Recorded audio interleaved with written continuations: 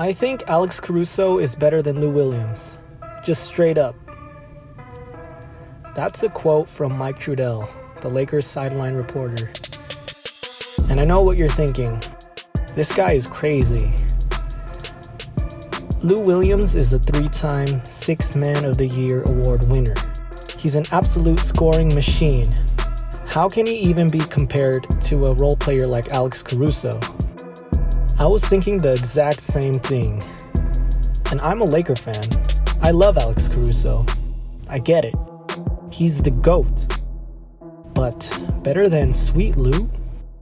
Come on. Williams played for the Lakers, so I have a ton of respect for him. I respect Mike Trudell as well, but when I heard this, I thought there could only be 3 explanations. 1, this guy is taking some sort of illegal substance. 2, his Laker bias is at an unhealthy level. Or 3, he's overcommitting to the meme. But when I looked further into it, I realized there was a 4th possibility. He's right. So let's get it out of the way. Lou Williams is a way better scorer than Alex Caruso. We know he's a walking bucket with all his Six-Man awards. This season, he's averaging 18.7 points per game compared to Caruso's 5.4. And one-on-one, there's no question. Lou Williams would win. He's got all the moves.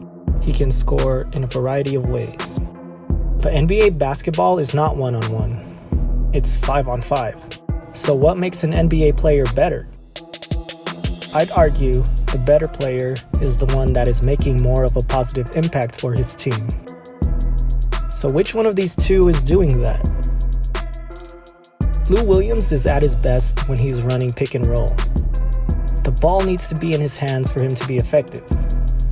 Which means that in order for him to be effective, the ball can't be in Paul George's or Kawhi Leonard's hands. Or they can't be on the floor altogether.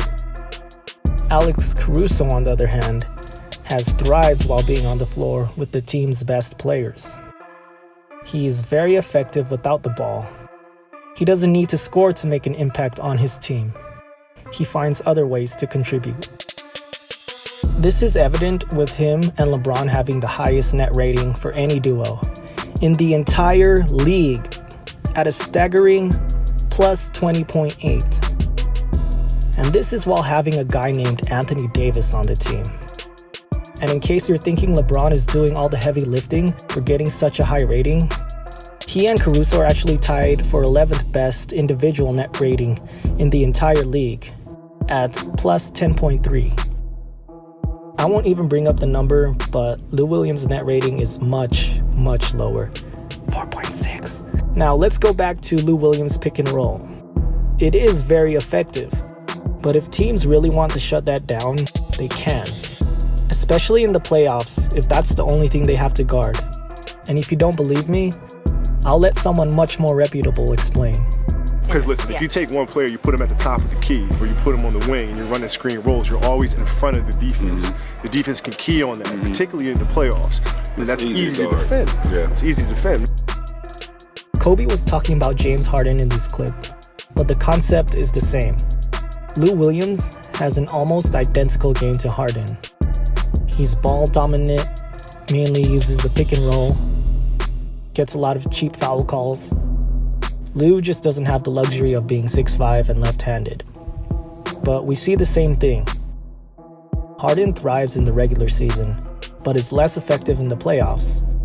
That's because the defenses adjust and focus on stopping him. And in the playoffs, the refs stop calling those cheap fouls. The same thing will happen to Lou Williams. Fortunately for the Clippers, they have other options, better options, in Kawhi Leonard and Paul George. But that essentially makes what Lou brings to the table obsolete once the playoffs come around. Defensively, Alex Caruso is way better than Lou Williams. They're not even comparable. Just look at their physical attributes.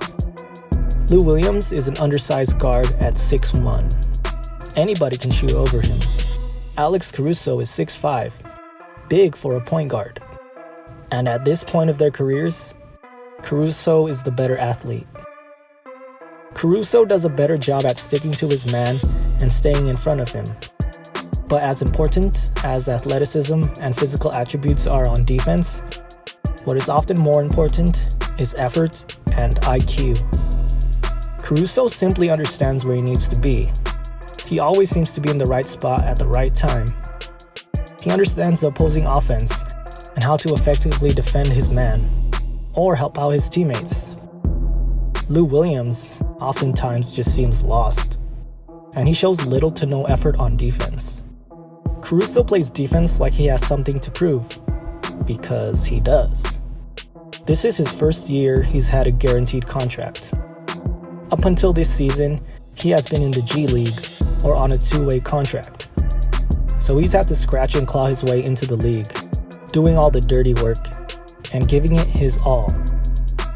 And everything I've been saying about his defensive acuity is backed up by the advanced stats. He has the 5th best defensive Raptors score in the entire league, and the 3rd best defensive real plus minus. I didn't even bother looking up Lou Williams' defensive stats, but they're definitely not at the top. Lou Williams has earned his money in the league by being a scorer, but he has never been known as a defender. In fact, everyone knows that he's not a good defender. Teams are actively seeking him out, especially off a pick and roll switch, where they can exploit his bad defense and ultimately score. Like Chris Smoove says, you can play whoever offense on him. Whoever he's guarding is whoever is going to score. It's similar to how teams would seek out Steph Curry, except Lou Williams isn't Steph Curry. His offense is good, but not so good that it makes up for his defensive deficiencies and justifies him being on the court when he's being attacked. The Clippers are at their worst defensively when Williams is on the floor, allowing 108.2 points per 100 possessions. They are at their best when he is replaced by Patrick Beverley, allowing only 100.8 points per 100 possessions. With teams looking to exploit Williams, and with the Clippers having a much better option in Patrick Beverley, Lou will find himself on the bench during key moments in games. And all those step backs, floaters, fouls drawn, his entire offensive arsenal will mean nothing with him on the bench. And finally, Caruso is the people's champ. There's a reason everyone likes this guy. First of all, he looks like just some average dude. And then he does something that makes you go, "What did I just see?" Alex Caruso got way more All-Star votes from the fans. He had a little over 1 million votes compared to Lou Williams' 200,000 votes. Now, this doesn't prove who the better player is, but it has to count for something.